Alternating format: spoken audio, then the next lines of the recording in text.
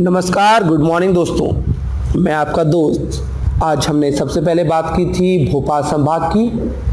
भोपाल संभाग में थे 5 जिले। अब हम बात करेंगे आज रीवा संभाग की।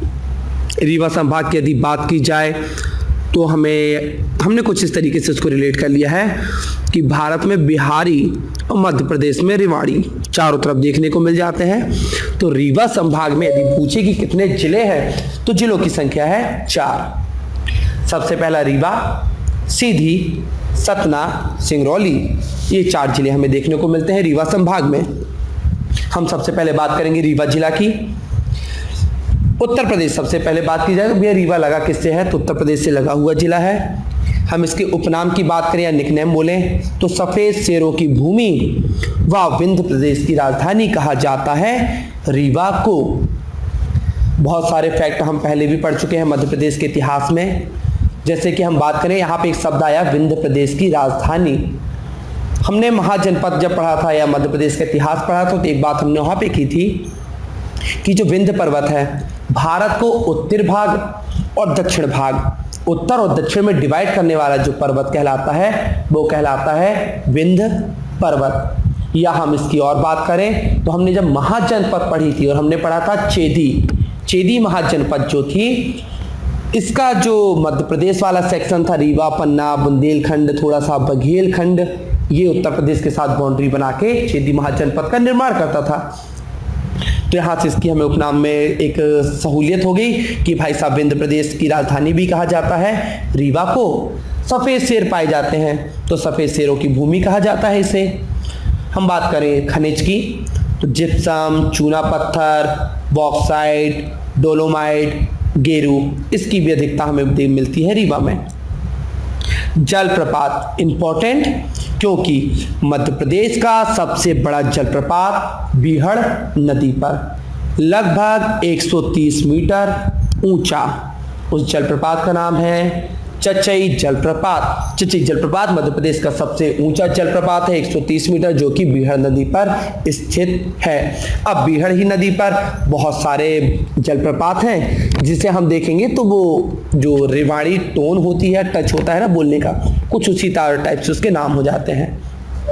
जैसे कि चचई, बहुटी, केवटी, पियावन, न बहुटी, केवटी, पियावन, चचई, बोलने में ही लग रहा है कि थोड़ा सा रेवाड़ी टच आ रहा है। तो ये पूरी जलप्रपात कहाँ पर है, बीहड़ नदी पर रीवा में। सर्वाधिक ग्रामीण जनसंख्या वाला जिला है रीवा। सर्वाधिक ग्रामीण जनसंख्या वाला जिला है रीवा। और यदि हम बात करें कि प्रतिशत के आधार पे सर्वाधिक ग्रामीण जनसंख्या कहां पर है तो आंसर हो जाता है डिंडोरी। ठीक, सर्वाधिक ग्रामीण जनसंख्या वाला जिला हो गया रीवा। और यदि प्रतिशत के आधार पे बात की जाए तो डिंडोरी। मृत्युंजय का मेला लगता है यहाँ पर, हमें पता होगा जितने भी सारे ड्राइवर होते हैं सारे रेवाड़ी होते हैं। मैक्सिमम बात की जाए, सारे तो नहीं पर मैक्सिमम क्या होते हैं, रेवाड़ी। और रेवाड़ी लोग जब ड्राइविंग करते हैं तो भाई बहुत उटपटांग करते हैं, तो किसका जाप करना पड़ेगा उनको बार बार, महामृत्युंजय का। तो महामृत्युंजय का मेला भी कहाँ लगता है, रीवा में। प्रदेश का एकमात्र सैनिक स्कूल, ये भी कहाँ है, रीवा में है। यहाँ की यदि हम इस यूनिवर्सिटी की बात करें तो अवधेश प्रताप सिंह यूनिवर्सिटी, ये भी कहाँ पे है, रीवा में। अवधेश प्रताप सिंह यूनिवर्सिटी कहाँ है, रीवा में। तो हम देखें जो जात पात टाइप का सेठ, ठाकुर, बामन, ऐसा ज्यादा हमें देखने को मिलता है रीवा की तरफ। तो रीवा में जब खेले, हम एक बात करेंगे ना कि खेल स्टेडियम कौन सा है रीवा में, तो हमें यहाँ पे देखने को मिलता है ठाकुर रणमत सिंह खेल स्टेडियम। हमने पहले बोला था भाई साहब आपसे कि अवधेश प्रताप सिंह यूनिवर्सिटी, यहाँ पे सिंह पे जोर दिया गया था। और यहाँ पे हम स्टेडियम की बात करें तो ठाकुर रणमत सिंह, तो ऐसे जहाँ पे ठाकुर, सिंह, ब्राह्मण ये सब ज्यादा होता है तो हम सीधे से याद रख लेंगे अवधेश प्रताप सिंह यूनिवर्सिटी और ठाकुर रणमत सिंह खेल स्टेडियम। ये दोनों हमें कहाँ मिलेंगे, रीवा में मिलेंगे।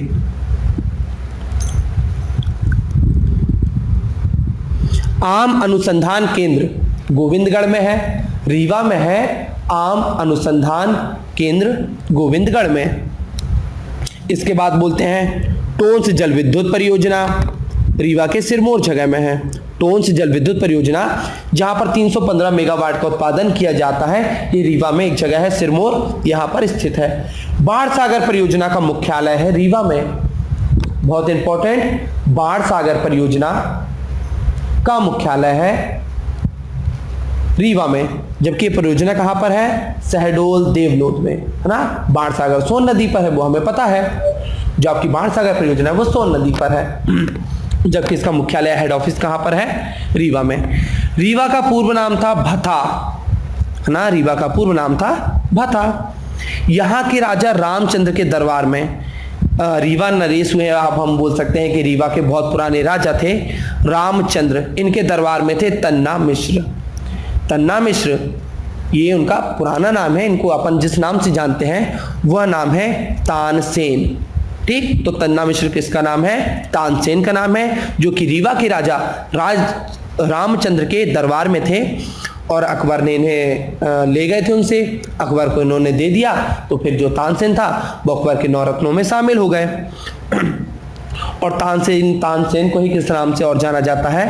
रामतनु पांडे। रीवा के अंतिम राजा भारत चंद्र सिंह कई बार यहां से सांसद भी रह चुके हैं। 1950 में विंध्य प्रदेश से अलग होकर रीवा बना, बहुत ज्यादा इंपॉर्टेंट नहीं है। अलसी के उत्पादन में रीवा जिला अव्वल है। अलसी के राज्य रीवा, सतना, होशंगाबाद, मुरैना आदि जिलों में भी उत्पादित होती है। ये तो रहा रीवा जिला। पर अब हमें बहुत इंपॉर्टेंट चीज, विश्व का सबसे बड़ा सौर ऊर्जा प्लांट, विश्व का सबसे बड़ा, है ना, विश्व का सबसे बड़ा सौर ऊर्जा प्लांट कहां पर है? रीवा में स्थापित होने वाला है। अभी जो इससे सबसे बड़ा, अभी की एट प्रेजेंट जो वर्किंग कंडीशन में है, वो सबसे बड़ा सौर ऊर्जा प्लांट है यूएसए में। चलिए अब हम अगला जिले की बात करेंगे, सीधी जिला। संजय गांधी राष्ट्रीय उद्यान, जो कि 2007 में प्रोजेक्ट टाइगर में शामिल हुआ, वो कहां पर है? सीधी। हमने याद किया था संजय गांधी कैसे हैं, बहुत सीधे साधे हैं। तो संजय गांधी राष्ट्रीय उद्यान कहां पर है? सीधी।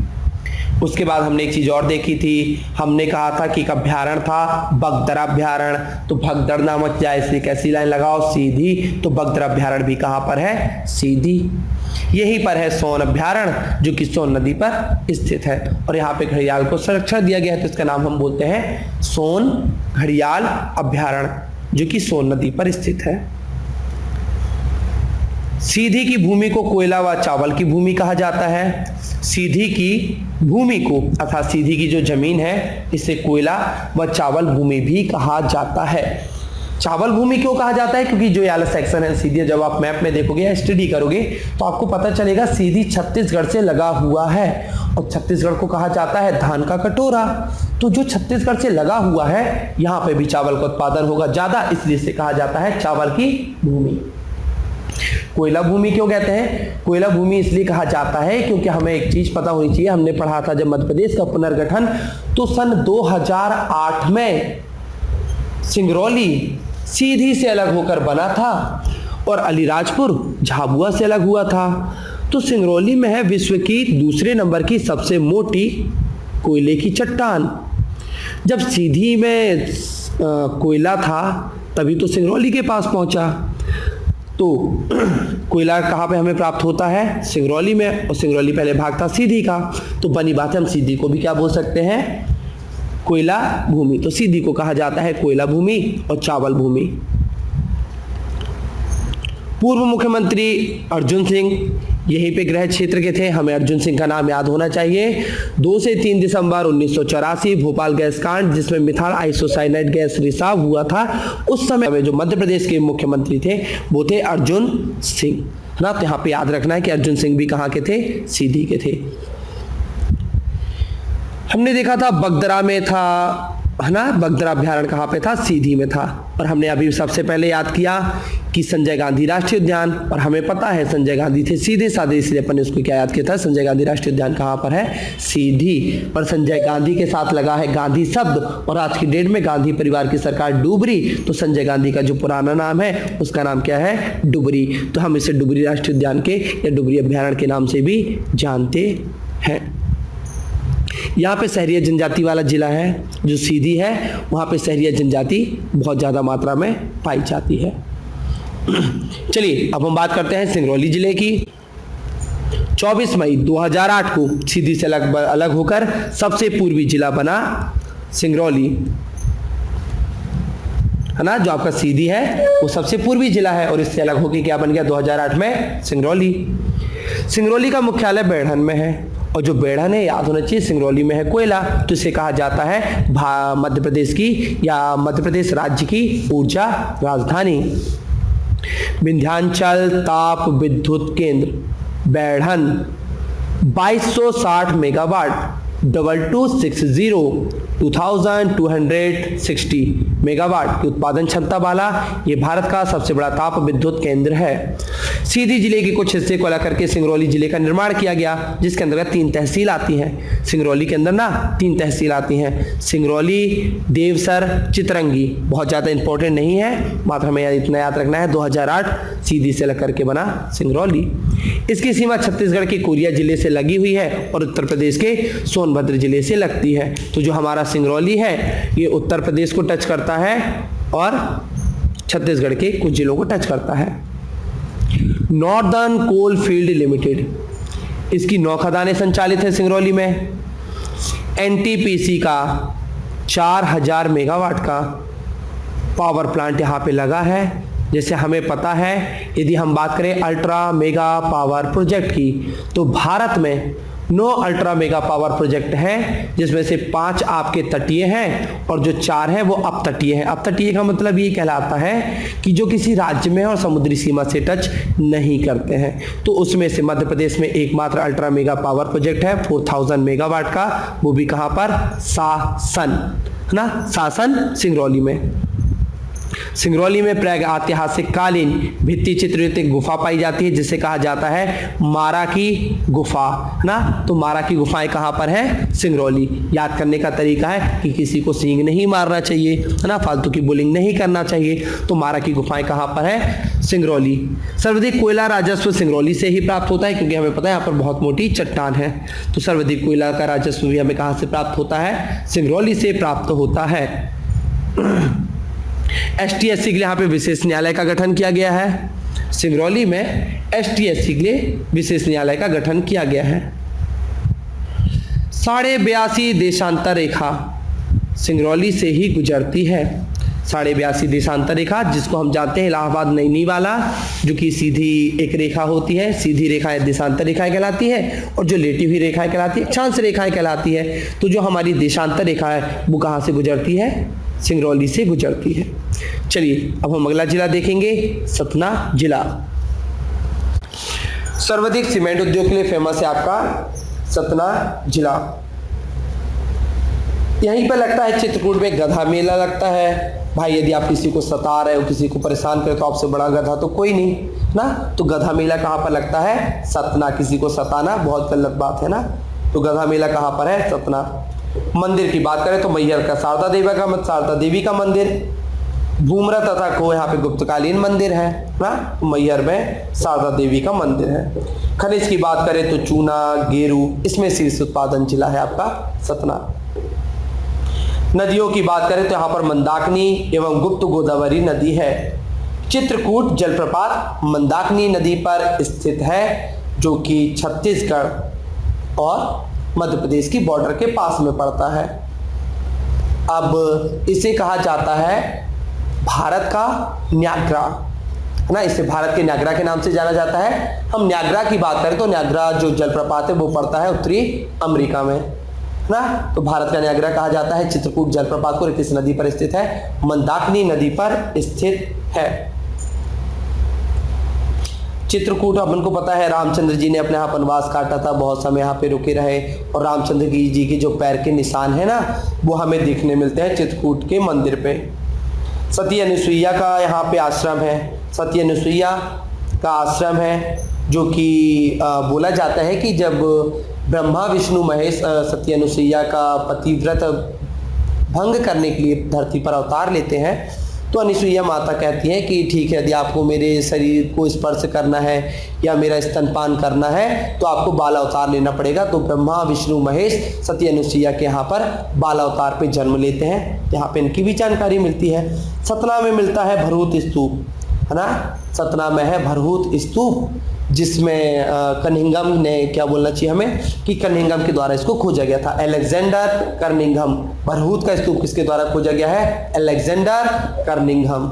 और भरहूत स्तूप में ही जानकारी मिलती है कि यहाँ पे कैसा शासन था, यहाँ की व्यवस्थाएं कैसी थी, तो वो भरहूत स्तूप से हमें जानकारी प्राप्त होती है। रामवन तुलसी संग्रहालय कहाँ पर है? चित्रकूट में है।